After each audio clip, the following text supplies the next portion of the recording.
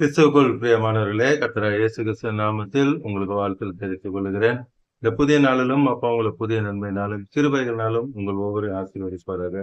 இன்னைக்கு அப்பா உங்களோடு கூட பேச போகிற வார்த்தை சங்கீதம் 34 அதிகாரம் 17 வசனம். Psalm 34 verse 17. நீதிமான்கள் கூப்பிடும் போது கர்த்தர் கேட்டேன்.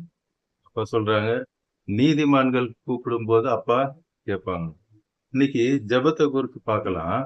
யாரோட ஜெபத்தை அப்பா கேட்கிறாங்க? நீதிமானுடைய ஜெபத்தை அப்பா கேட்கிறாங்க. நீதிமான்கள்னா யாரு? அப்பாவோட ரத்தத்தால கழுவப்பட்ட எல்லாருமே யாரு? நீதிமான் தான். அப்பா நான் பாவம் செஞ்சுட்டேன், என்ன மன்னிங்கன்னு சொல்லி உள்ளத்தின் ஆழத்திலிருந்து யாரெல்லாம் கேட்கிறாங்களோ அவங்க எல்லாரையும் அப்பா அவங்க ரத்தத்தினால கழுவி சுத்திகரித்து நம்மளை பரிசுத்தமாக்கி நீதிமானாக மாத்துறாங்க. அப்போ நீதிமான் செய்கிற ஜெபத்தை அப்பா என்ன பண்றாங்க?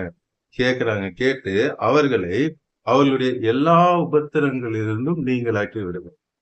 இந்த ஒரு ப்ராப்ளத்துல மட்டும்தான் என்னால சுகம் கொடுக்க முடியும், அடுத்த ப்ராப்ளத்துல எனக்கு சுகம் கொடுக்க முடியாதுன்னு சொல்ற கடவுள் நம்ம கடவுள் கிடையாது. சில இடத்துல பாத்தீங்கன்னா செல்வத்துக்கு ஒரு கடவுள், அப்புறம் படிப்புக்கு ஒரு கடவுள்னு சொல்லி வச்சிருப்பாங்க. ஆனா நமக்கு அப்படி கிடையாது. நமக்கு ஒரே அப்பா தான். அவர் அண்ட சராசரங்களை படைத்த தேவன். அவர் தான் எல்லாவற்றையும் சிருஷ்டித்தார். அவரால் மாத்திரம்தான் எல்லாம் கூடும். அவர் சொல்றாரு, எல்லா உபத்திரவங்களையும் நான் உங்களை விட்டு நீக்குவேன் என்று சொல்லுங்க. இந்த தினத்துல நீங்க என்ன உபத்திரவத்தோடு கூட பார்த்து கொண்டு இருக்கிறீங்களோ, இந்த உபத்திரவத்தால என்னால மீண்டு வர முடியல, எப்படி நான் சர்வை பண்ண போறேன்னு தெரியலேன்னு சொல்லி வேதனையோடு கூட பார்த்து கொண்டு இருக்கீங்க.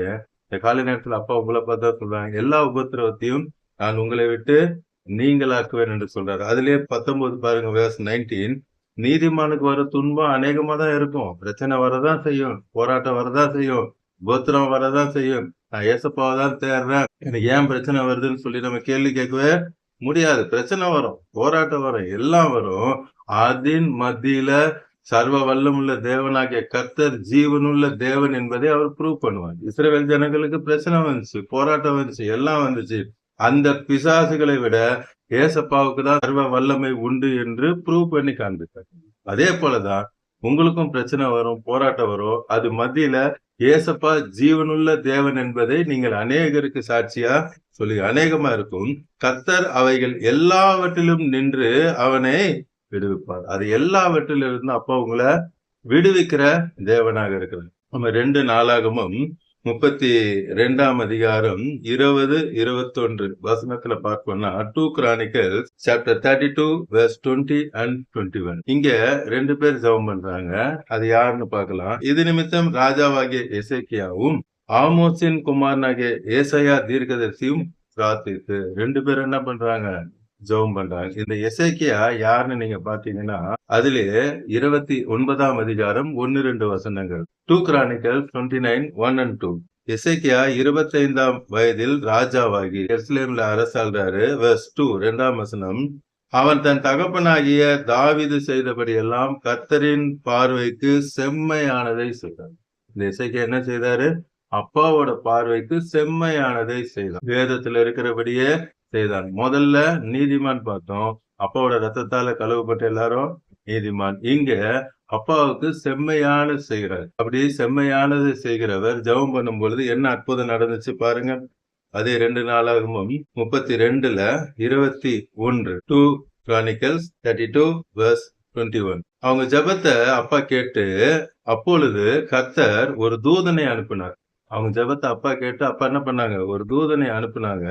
அவன் அசீரியருடைய ராஜாவின் பாளையத்தில் உள்ள சகல பராக்கிரமசாலிகளையும் சகல தலைவரையும் சகல சேனாதிபதியில எல்லாவரையும் அதம் பண்ணி போட்டான். அந்த செனகரிப்பு ராஜா செத்த முகமா திரும்பி போனான். தோல்வி முகத்தோட செத்த முகமா திரும்பி போனான். கடைசியில அவன் அந்த அவங்க கோயிலுக்குள்ள போகும் பொழுது அவனுடைய கர்ப்ப பிறப்பான சிலர் அவனை பட்டயத்தால வெட்டி போட்டார்கள். அவங்க பிள்ளைகளை என்ன பண்ணிட்டாங்க? பட்டயத்தால கொன்று போட்டாங்க.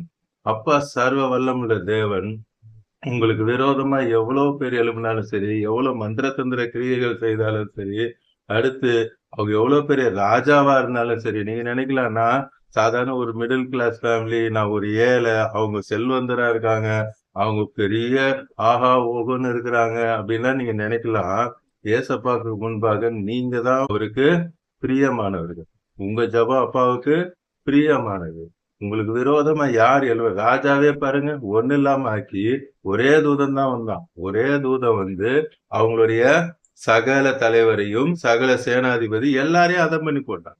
இன்னைக்கு தேவ தூதர் அப்பா அனுப்புல ஏசப்பாவே நமக்காக வராங்க. அதுலயே பாருங்க 24ஆம் வசனம் verse 24. அந்நாட்களே எசேக்கியா வியாதிப்பட்டு மரணத்துக்கு ஏதுவா இருந்தான். அவன் கர்த்தரை நோக்கி ஜெபம் பண்ணான். திருப்பியும் செம்மையான செய்யற அந்த எசேக்கியா திருப்பி ஜெபம் பண்றாரு. ஜெபம் பண்ணோடனே அவர் அவனுக்கு வாக்கு தத்தத்தை கொடுத்து அவனுக்கு ஒரு அற்புதத்தை கட்டளையிட்டார். 15 வருஷத்தை அப்ப என்ன பண்ணாங்க? கூட்டி கொடுத்தார். அடுத்து 3வதாக ஏசாயால பார்க்கலாம். 65ஆம் அதிகாரம் 24ஆம் வசனம். ஏசாயா 65 verse 24. அப்பொழுது அவர்கள் கூப்பிடுகிறதற்கு முன்னே நான் மறு உத்தரவு கொடுப்பேன். அவர்கள் பேசும்போதே நான் கேட்பேன். ஜெபம் பண்ண ஆரம்பிக்கும் போதே அப்பா பதில் தருவாங்களா? எவ்வளவு சந்தோஷம் இல்ல? யார் ஜெபம் பண்ணும் போதே பதில் தருவேன்னு சொல்றாங்க?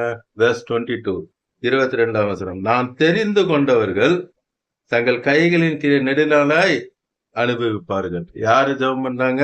நான் தெரிந்து கொண்டவர்கள். அப்பா யார தெரிந்து கொண்டு இருக்காங்களோ அவங்க பண்ற ஜெபம், அவங்க ஜெபம் பண்ணணும்னு ஆரம்பிக்கும் பொழுது அற்புதம் நடக்க ஆரம்பிச்சிடும். அப்பா தெரிந்து கொண்டு இருக்காங்க. ஒவ்வொருத்தரையும் அப்பா தெரிந்து ஊழியத்திலே பாத்தீங்கன்னா அப்போஸ்தல ஊழியம், தீர்க்க தரிசன ஊழியம், சுவிசேஷ ஊழியம், போதக ஊழியம், மேய்ப்பனின் ஊழியம், இப்படி ஊழியங்களே உண்டு. அப்பா ஒவ்வொருத்தரும் தேர்ந்தெடுத்து வச்சிருக்காங்க. ஒவ்வொரு காரியத்துக்கு தேர்ந்தெடுத்து வச்சிருக்காங்க.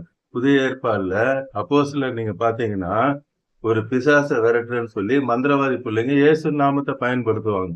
அப்ப அந்த பிசாசு சொல்லும், எனக்கு பவுலையும் தெரியும் ஏசப்பாவும் தெரியும், நீங்க யார்தான்னு சொல்லி அந்த வந்தவங்களை நிர்வாணிகளா ஓட விட்டுச்சான். அந்த பிசாசுக்கு தெரியும் யார் கூட ஏசப்பா இருக்காங்க யார் கூட இல்லைன்னு சொல்லி.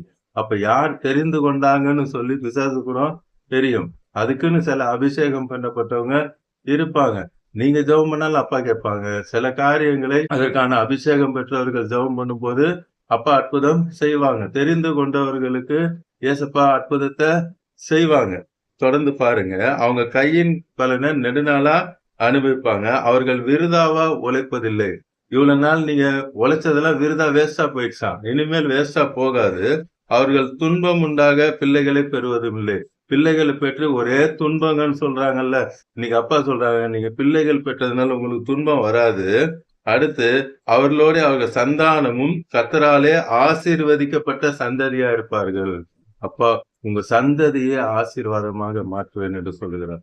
முதல்ல நீதிமான் ஜெபம் பண்ணாங்க. அடுத்து செம்மையானதை அப்பாவுக்கு பிரியமானதை செய்யறவங்க ஜெபம் பண்ணாங்க. 3வது தெரிந்து கொண்டவங்க ஜெபம் பண்ணாங்க. கடைசியா பார்ப்போம் அப்போஸ்தலர் 12ஆம் அதிகாரம் 5 முதல் 12 வரை. Acts 12 chapter 5 to 12. எல்லாவற்றையும் படிக்க நேரம் இருக்காது. நான் சுருக்கமா சொல்றேன். நீங்க குறித்து வைத்து பொறுமையா படிச்சு பாருங்க. அங்க பேதுரு ஜெயில இருக்காங்க.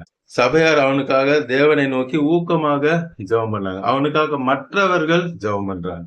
இன்னைக்கு அநேகர் சொல்லுவாங்க, எதுக்கு உனக்கு ஜெபம் பண்ணா நீ ஜெபம் பண்ணிக்கோ, ஏன் நீ வந்து அநேகருக்கு போன் பண்ணி ஜெபம் பண்ண சொல்ல. நான் ஒரு ஆர்கனைசேஷன்ல முதல்ல இருந்தேன். ஆண்டவர் கிருபையா அங்க ஒரு 6-7 வருஷம் இருந்தேன்.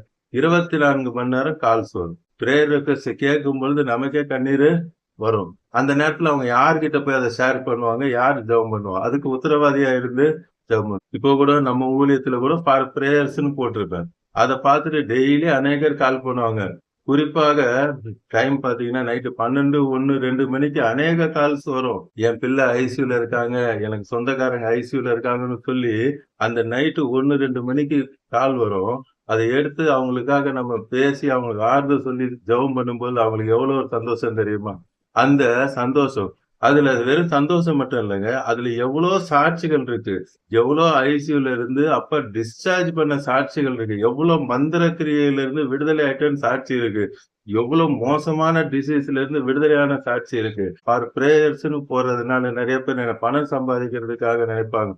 உண்மையாக ஊழியம் செய்யறவங்க யாரும் பணம் கேட்கவே மாட்டாங்க. இது வரைக்கும் நான் யாருக்கும் பணம் கேட்டதே இல்லை. இது வரைக்கும் கேட்டது இல்லை, இனிமேலும் கேட்கவும் மாட்டேன். ஜெபிக்கிறதற்காக ஜெபம் பண்ண எல்லாருக்கும் தெரியும் ஏசப்பா அற்புதம் செய்வாங்க. அந்த ஜெபத்துக்கு வல்லமை உண்டு. நமக்காக அநேகர் ஜெபம் பண்ண வேண்டும். இங்க சபையார் என்ன பண்ணாங்க? பேதுருக்காக ஜெபம் பண்ணாங்க. அவங்க யார் ஜெபம் பண்ணாங்களோ அதே இடத்துல பாருங்க 12ஆம் வசனம் verse 12. அவன் இப்படி நிச்சயித்து கொண்டு மாற்கு என்னும் பேர் கொண்ட யோவானுடைய தாயாகிய மரியாள் வீட்டுக்கு வந்தான். அங்கே அநேகர் கூடி ஜெபம் பண்ணி கொண்டிருந்தார்கள். அநேகர் கூடி என்ன பண்ணாங்களாம்? ஜெபம் பண்ணி எங்க ஜெபம் பண்ணாங்களோ அதே இடத்துல அப்பா கூப்பிட்டு வந்து நான் அற்புதம் செஞ்சுட்டேன் பார் என்று சொல்லி காமிச்சாங்க. அந்த சராசரங்களை படுத்து இன்னைக்கு 4 விதமான ஜெபம் பார்த்தோம். 1 நீதிமான் செய்கிற ஜெபம், 2வது செம்மையானவர்கள் செய்கிற ஜெபம், 3வது தெரிந்து கொண்டவர்கள் ஜெபம், அடுத்து நமக்காக அடுத்தவர்கள் பண்ணுகிற ஜெபம். இன்னைக்கும் அப்பா நம்ம பண்ண போகிற இந்த ஜெபத்தை கேட்டு பார்த்து கொண்டிருக்கிற கோடிக்கணக்கான மக்கள் உங்களையும் ஏசப்பா ஆசீர்வதிக்க போறாரு. என்ன காரியத்துல நீங்க வேதனையோடு பார்த்து கொண்டிருந்தாலும் இப்போ அற்புதம் செய்ய போறாரு. கண்களை மூடி கல்வாரி சிலுவை நோக்கி பார்க்கலாமா? அன்பின் பரலோக தகப்பனே, இந்த காலை நேரத்தில் உடைய பிள்ளைகளோடு கூட பேசணும். இப்பொழுதும் உடைய பிள்ளைகளுக்கு நீர் அற்புதத்தை செய்கிறீர்கள். அவங்க என்ன தேவையோடு இப்பொழுது பார்த்து கொண்டிருக்காங்களோ, யாருக்காகலாம் ஜெபித்து கொண்டிருக்காங்களோ, எல்லாருக்கும் இந்த நொடியே நீர் அற்புதத்தை செய்கிறீர்கள். உங்களுடைய சுகமளிக்கும் வல்லமை, பரிசுத்த ரத்தத்தின் வல்லமை இறங்குகிறதற்கு, ஜீவன் இறங்குகிறதற்கு, மரித்தோர் உயிரோடு எழும்புகிற அந்த வல்லமை இறங்குகிறதற்காக. பொருளாதாரத்துல ரொம்ப நெருக்கத்துல இருக்காங்கப்பா. எனக்கு ஒரு அற்புதம் நடக்காதா? எனக்கு அடுத்த வேளை சாப்பாடு அரிசி வாங்க கூட காசு இல்லைன்னு வேதனையோடு கூட பார்த்து கொண்டிருக்காங்க. கண்ணீரோடு கூட பார்த்து கொண்டிருக்காங்க. அப்பா சொல்றாங்க, இன்று கண்ட எகிப்தியனை இனி நீ காணாதிருப்பாய். இந்த பிரச்சனை சோறு இல்ல, அரிசி இல்லைன்ற பிரச்சனை இனி உங்க லைஃப்லயே வராதுன்னு அப்பா சொல்றாங்க. Thank you Jesus. இந்த நொடியே நீர் அற்புதம் செய்யுங்க. குடும்பத்துல ஆண்கள் இருக்காங்க, ஆனா ஒரு நல்ல வேலை இல்லை, கிடைக்கிற வேலை நிரந்தரமா இல்லை. ஏதாவது ஒரு போராட்டத்துல அந்த வேலை போயிடுது, ஒரு வருமானமே வீட்டுக்கு இல்லைன்னு சொல்லி கலங்கி பார்த்து கொண்டு இருக்கீங்க. இப்பொழுது அந்த தடைகளை அப்பா உடைக்கிறாங்க. Thank you Jesus. தடைகளை நீக்கி போடுவது முன்பாக செல்வேன் என்ற வார்த்தையின்படி இப்பொழுதே தடைகளை உடைத்து அந்த வேலை கிடைக்கக்கூடாதபடி இருக்கிற தடைகளை உடைத்து கொண்டு அற்புதம் செய்யறாங்க. அதே போல குழந்தை பிறக்கக்கூடாதபடி இருக்கிற அந்த மந்திர தந்திர கிரியைகள் தடைகளை உடைத்து, அந்த சாபம் என்ற தடைகளை உடைத்து இப்பொழுதே அற்புதத்தை நீர் செய்கிறீர்கள். திருமணம் ஆகக்கூடாதபடி இருக்கிற தடைகளை இப்பொழுதே நீர் உடைக்கிறதற்காக. அதே போல உடைய பிள்ளைகள் என்னென்ன காரியத்துக்காக ஜெபித்துக் கொண்டு இருக்காங்க, வேதனையோடு கூட பார்த்து கொண்டு இருக்காங்க. எனக்கு பிசினஸ்ல ஒரு அற்புதம் நடக்காதா? எங்க காலேஜ்ல ஸ்கூல்ல ஒரு அற்புதம் நடக்காதா?